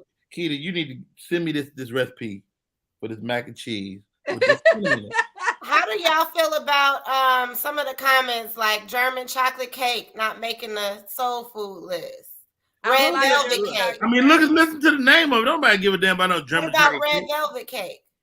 I like red velvet. Red velvet is black. No. Cream cheese with cream cheese frosting only, though. You can't just put white frosting on red velvet. It has to be cream cheese frosting. Cream cheese. No, have y'all tasted Trick Daddy's blue velvet cake? Oh my God, it is so good. Oh my, it's so moist and good. Hold on. Trick Daddy cook? I love you, Trick Daddy. Trick Daddy cook? Yes, he got a restaurant. Air fried chicken is a thing, by the way, for the comment. Fried chicken in a skillet is one thing, and air fried chicken is another thing. You should never try to interchange the two. But if you like fried food, but you don't need to consume as much fried food, then put it in the air fryer and it's delicious. You don't even have to coat it. So do that stuff work in the air fryer, Rodney? No, you gotta fry this. Yeah. Okay, but they have a special mix for the air fryer. They have a separate mix special. You can put some catfish in this different kind of mix for the air fryer and it will come out crunchy and it's perfect. Get out of here. I wouldn't mind trying that. It's really good. Catfish in the air fryer with that coating. Yeah. Wow. Okay, we're gonna start doing air frying stuff. We're gonna I'm like, y'all getting products. Well, let me tell y'all something, ladies. We ain't talking healthy today. we not. You just put in, so we're gonna respect it. I picked up on that. I somewhere. Somewhere along the line. Right. Somewhere along the line. Somebody said sweet tea. You know what? That is. It should have made the list. It should have made the list. You right. You right. What else you should have made the list? Fried cabbage. I fry some cabbage. Hold on, stop right there, Sweet Baby Keita. How you fry cabbage? First of all, you start off with fat back. You fry it in the you fry it up to a good crispy fat back. You take it out, you leave a couple of pieces in. And as this grease is frying, you just put hands full of this washed cabbage over in there. It's gonna simmer down. As soon as it starts getting in there, you pour a little chicken broth. I mix the cabbage. I always use the purple and the green. Like my fried cabbage is so like you don't have to put no salt in it after cuss that fat but you back. Use the meat. The meat is bam, bam. You done. Sweet Baby Keita, I ain't never heard of fried cabbage. Fried cabbage. Even I have heard of fried cabbage, Rodney Perry. Right. I will fry some cabbage on you, and then to like spice it up, I put a little cayenne pepper, just a little or whatever. You kick it up a notch. And then I put some craisins in it. No, you don't put no craisins in there. Yes, I do, and it's so good. It's so good. Man. Okay, so I already see another show called Cooking with Comics. And since I don't cook, I will come to y'all's houses and y'all can cook for me. And we can sit around and cook with comics. All right, let's do this. I love that idea, ladies. What do you put in the crock pot? You're a crock pot king. I watched your stuff and did one of your recipes before, right? I like the crock pot. And my wife say, how you gonna call yourself the crock pot king? And the crock pot is sitting there for 20 years, you ain't never touched it. The only thing I cook in the crock pot, and again, I know I would be judged. What you do is you burn some sausage in a skillet, And in the crock pot, you put a couple of blocks of cream cheese, a couple of cans of Rotel. Okay. And then you put that sausage in there. Let that sit in the crock pot. You got this creamy sausage cheese dip. That's all I put in the crock pot. That sounds good. That sounds good. What I put it's in cream the crock sausage pot, and rotel yeah, tomatoes. I put black eyed peas, lima beans. When I do them lima beans, and then I put some diced tomatoes in there. When I tell you, why you gotta ball your fists up when you talk about Keita about her food, okay? She about her cooking. Listen, first of all, I get them smoked turkey. Now I boil them in there first. Then I put them lima beans. I get them frozen from Food Depot. They got the best frozen vegetables. That's my tip. And then at the end, just put some diced tomatoes in it. When I tell you, I don't send no man no picture of nothing I got. My hoo-ha's, my titties, nothing. None. I send them a picture of them lima beans. He on the way. He on the way over. I'll put a good pot roast. Yeah, and red beans and rice. I'll put that in the crock pot. All right, guys, we're gonna take a break. We come back. My next guest, man, it's written all over your face. I'm gonna just say that. His name is Joe Little, and one of the most talented dudes in the game. We'll be right back with more show. My name is Rodney Perry. This is Rodney Perry Live. What's up, y'all? It's Michael Sean, and I know you want to be a podcaster. You want a successful podcast. You want to give your views and opinions, but you just don't know how to do it correctly. That's why you got to hit up ShawneeScott.com. You want to be on radio, and you want to know how to build your radio career. ShawneeScott.com. She's done all of this. I've worked alongside her for years, and I will tell you the information that she can give you is on a value level that I can't even put a price on it. All you have to do is go to ShawneeScott.com. Your future, right now. That's it. Michael Sean. Yeah.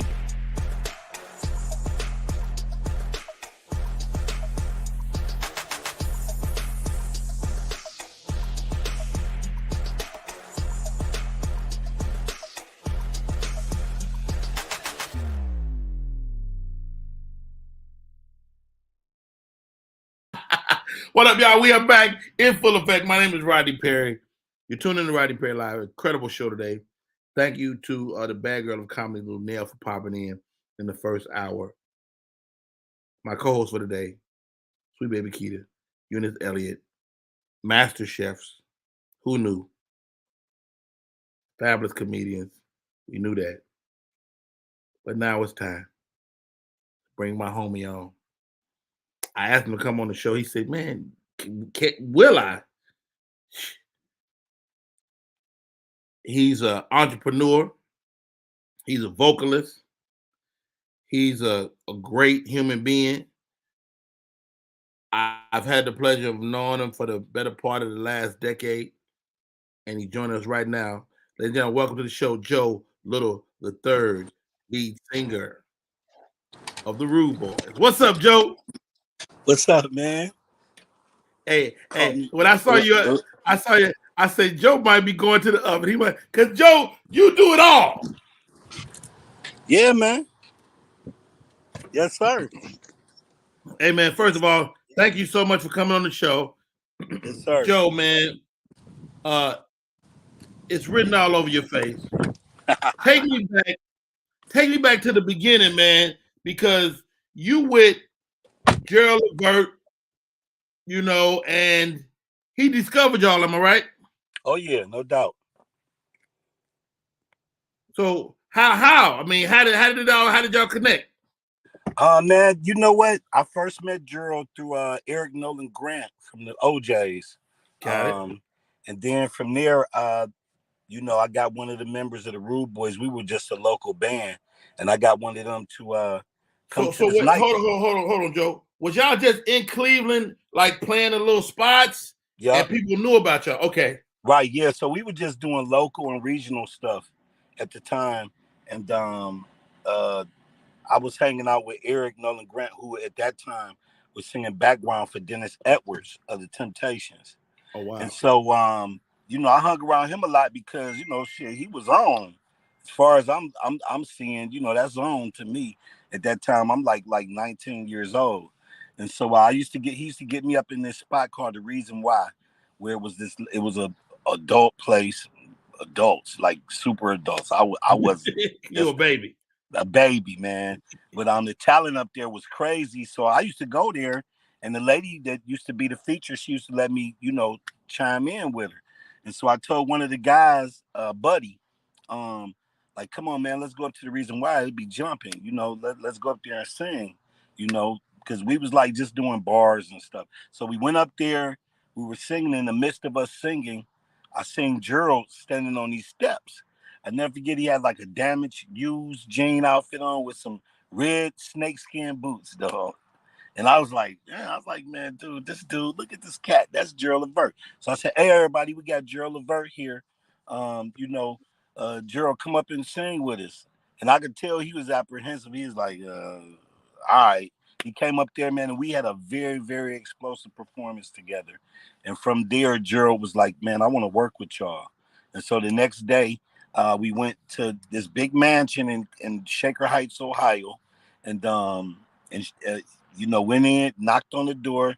Guy came to the door, Andy Gibson, who we would later find out was the president of Treble Productions, which was Gerald's, production company. And we went upstairs, made a left. As soon as I hit and see and look in the office, Eddie Levert there. Now I'm like, hold up, wait a minute now. I didn't know Eddie Levert was gonna be here, but Eddie and Gerald was there, and Gerald was like, "Hey man, these the guys I told you about last night, Dad. I want to work with them."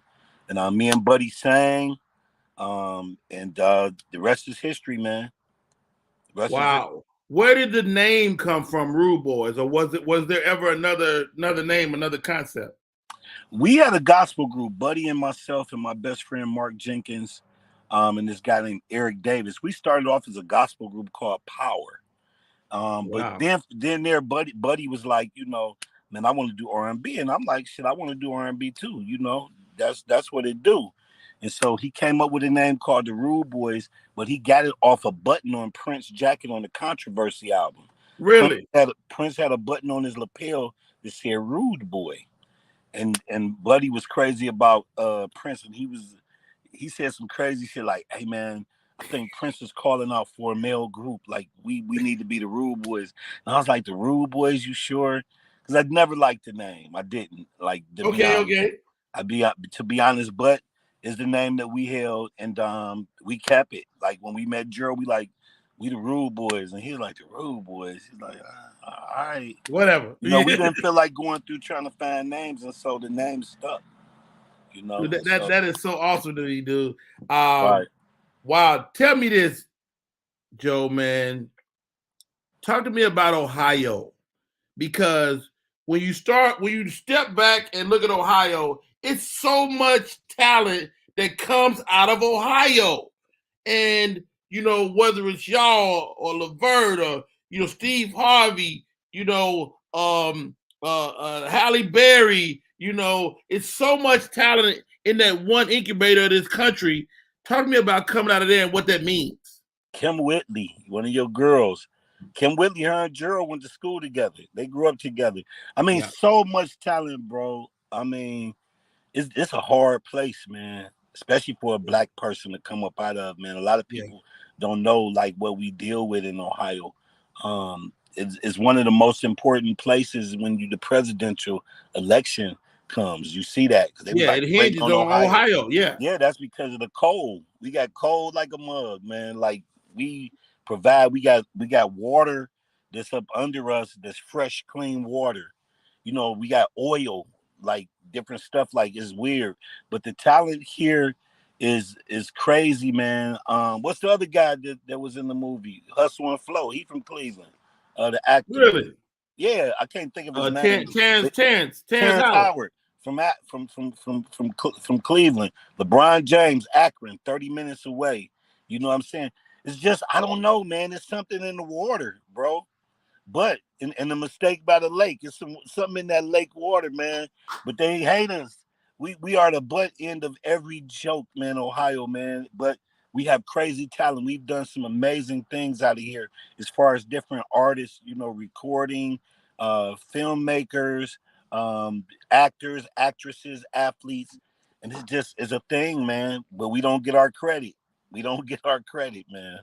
Hey, man, talk to me about this, Joe, man, because you're not only a credible vocalist, seen it with my own eyes.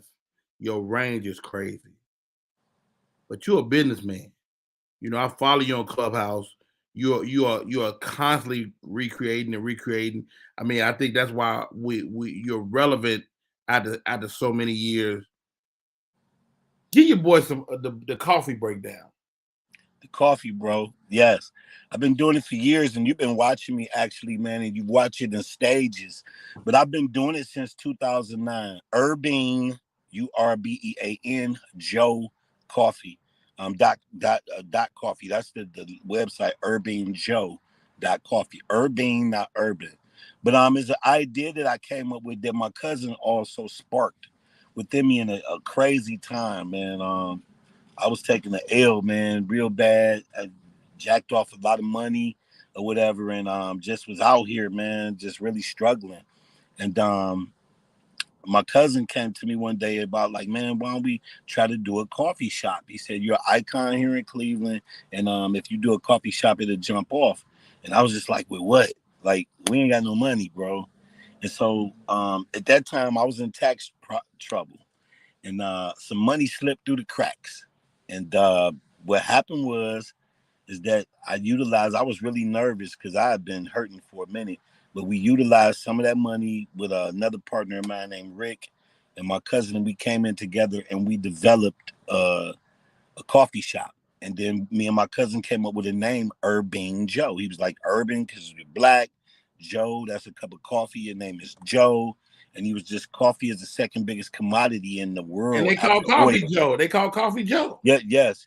And coffee is the second biggest, at that time, was definitely the second biggest commodity after oil. I don't know where it stands today, but it's very high.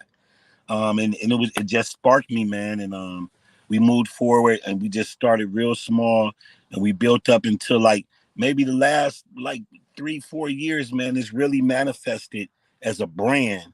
I've opened up plenty of shops, but now the branding is there. Yeah. I have 4 different ground blends, Blue Magic, King's Choice. We have a Black Diamond, and we have Gold Rush. But now I have the Dynasty K Cups. I have K Cups now, which was a hell of a venture, man. It like really cost me, but it's great. I had to stay in tune with the coffee business. So Dynasty is my K Cup, a 12-count K Cup that we sell. I love that. We sell mugs, hoodies, shirts, hats, whatever, man. And it's doing pretty good, man.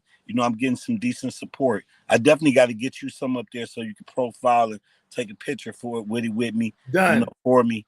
But it's been doing good. I got a lot of people that's been drinking it. I have a lot of celebrities that have been helping me push it. And just Urbane Joe Coffee, that's where my heart is. I mean, my music is always first because it puts me on a platform for people to be able to see my works and what else I'm doing. So most definitely Urbane Joe Coffee. I appreciate you for bringing that up. But y'all see he's putting it up. Oh, for sure, man. Let's do it again. How about that? Urbane Joe, Joe Little the Third, the Rude Boys. Tell me this, dog, because Written All Over My Face is one of my favorite songs. What y'all be saying in the beginning? What, shoot up? No. Like when they first start talking. I say, hey y'all think y'all can sing this song? I say, yo Larry, you think you can sing this song today? And he be like, I'm kind of hoarse. I'm like, Melvin, buddy, no. I was like, all right, man, we gonna do it. And I'd be like, and kick it. Shut up.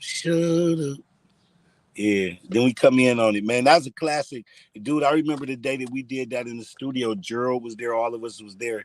And we knew that this song was special, dude. Like, even if you listen to the long version, the album version, to the end, we at the end, like, hype, like, whoop, whoop, whoop. And Gerald like, man, let's hope we just sell 1 million. And then I never forget, I look over to Melvin while we in the studio. I'm like, man, Melvin, I love you. Because I knew, and I told him, he was like, I love you too. Because I knew we had arrived at that moment, man. Wow.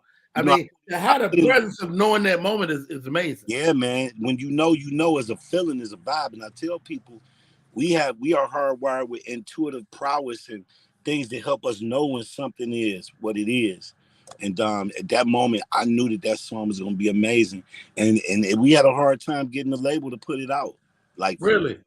Like our first single was this song called "Come On, Let's Do This," and it like just went flat. I think it came in and it got up to like 60 or 70 on the charts. But shit, to me, I'm like, shoot, we on the charts. We on the charts. We on the charts. But hey, at the same time, I'm like, man, I'm a winner, man. We got to get number ones. I done ran around here telling people since I was a little kid that I'm gonna have a number one record. I'm gonna win some awards. So this is the moment. So when it came time for the second single, Sylvia Rome, who was the senior vice president over Atlantic at that moment, was kind of iffy on the record. She was like, I don't know, because it had a different sound at the times. You're talking about the New Jack Swing era. Yes. So this song, what made it great is because it stood out, because it didn't sound like other music that was out. And it just had an infectious beat and an infectious hook. Like it's written all over your face. Just smile, just smile, just smile. For me, is better than any word I've ever heard. And therefore I just really believe that song took off in a time because it was very different from everything else, and that was a blessing. Man, we talking to Joe Little. Let me bring my co-host in here, Sweet Baby Keita, Miss Eunice Elliott. We're talking to legendary recording artist and Miss Candace Otoya. We're talking to legendary recording artist Joe Little. Ladies, I brought y'all in because Joe ain't singing to Rodney Perry. He started though. He started. How you know Joe singing to them? Joe, I know what you're doing. Okay. Y'all Negroes can call me early in the morning. Early in the morning. Joe, you might really using this. I'm really talking like this so I can wake my voice up. Hey. Me. I ain't gonna put you on the spot, but if you feel the spirit. Now, who was talking about? I heard y'all talking about them recipes. Y'all can't be getting a brother. Y'all can't make a brother hungry this morning like that. But right, you know what, Joe? I'm glad you brought that up. Joe, you dating? This a dating. This a dating? You dating? Segment. No, I'm not dating. Okay. Go ahead and sing. You from Cleveland, not dating. No, I'm not dating. I got a girlfriend. I can't get beat up. Look at you. Y'all gonna get me beat up. Hey. Okay, y'all ready? Yeah, let's go. I know that I'm a very lucky guy to have someone like you. Never met a girl in my life like you before. You make all my dreams come true. I love the way you carry you. Carry you? You got a lot of class and good taste. Right. And you don't have to say how much you care for me because it's written all over your face. I'm gonna be a back on them. It's written all over your face. Hey. Ooh. You don't have to say a word. You don't have to say a word. Smile for me is better than any word I've ever heard. Yeah. Joe Little. Lead singer of the Rude Boys. Right. That boy good. That boy good. Where's my fan at? I need my fan back. Look. Joe Coffee. Young people don't know you like that. They gonna think we out here doing it. Keita off the chain. Hey, Keita off the chain. Real quick, man, before we get out of here, Joe, man, how do people stay in touch, bro? Man, stay in touch. Y'all can go on my Instagram, Joe Little Rude Boys Official. Rude Boys Official. Rude Boys with the S. You can also find me on The Real Rude Boys with the S. That's Instagram. That's my group. And Them is basically how you keep up with me. UrbanJoe.coffee. Go get some of that coffee. Coffee is amazing. And I'm not just saying that because it's my coffee, but it is the greatest coffee in the world. And y'all just follow your boy on Instagram, follow my group on Instagram, and let's stay connected, man. And Rodney, I really, really appreciate. Listen, let me tell y'all, this dude is my real friend. We are friends in real life. Like, I love this guy. He's a big brother. One of the first people I met when I got to Atlanta through Madeline. And ever since then, we've been rocking like brothers, man. I got about 1,000 pictures of us together doing stuff, doing events together, hosting together. I mean, we tuxed up, looking good and fresh. We got a few tux pictures. Man, we got a few tux pictures. But I thank you, man. It's been a pleasure knowing you, Rodney, and thanks for adding value to my life, man. You always put me out here. You always showing me love. And I know that there's nothing that I would not do for you within reason. Pause within reason. I ain't gonna ask you nothing. Right. About. But yeah, look at sister with the pigtails. What's her name? Sweet baby Keita. Sweet baby Keita. Sweet baby Keita. But thank you, ladies, for having me today. Thank you. Thank you to your assistant Candy for keeping me in line and making sure everything fell in place. You know, and love y'all, man. I appreciate it. Hey, man, mad love, mad respect. That man is Joe Little III, lead singer of the Rude Boys, and the proprietor of Urban Joe Coffee, man. Hey, it's an honor and a privilege. Thank you, Joe. Yes, sir, man. Thanks for having me on, Rodney. My man. Hey, really appreciate that. Miss Eunice, how do we stay in touch? How do we find you? You know, I use my government name on all socials. So what you see under my name, Eunice Elliott, my website is euniceelliott.com. And I'm always doing something. You know, I write books. I do TV. I act. I write movies. I do stand-up. I have dogs. I mean, I'm pretty amazing. I mean, now that I hear me say it out loud. I'm around. Yeah. Speaking of amazing, she's on the show today. She puts cinnamon in our mac and cheese. Oh my God. You heard it here. Let's not forget. You heard it here. Let's not forget the pineapple. Salmon croquette. Let's not forget the pineapple. Shut up, Candace. Quit telling all my secrets. Sweet baby Keita. Hey, it's not cooking with comics, it's cooking with Keita. That's the show. Cooking with Keita. No, all jokes aside, Sweet baby Keita, how do we stay in touch? It's Sweet Baby Keita at Sweet Baby Keita on Instagram. Sweet Baby Keita just like that on Facebook. That's my fan page.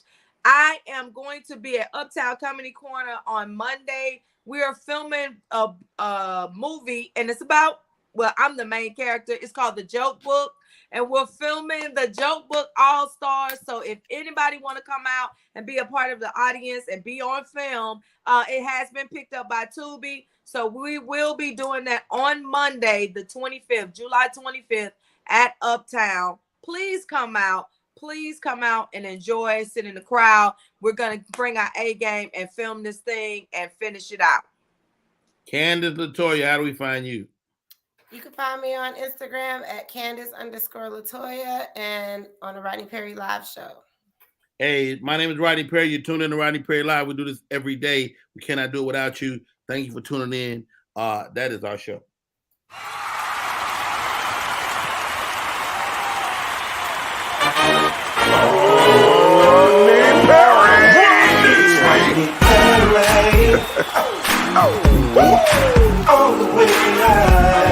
Get ready for America's #1 funny man.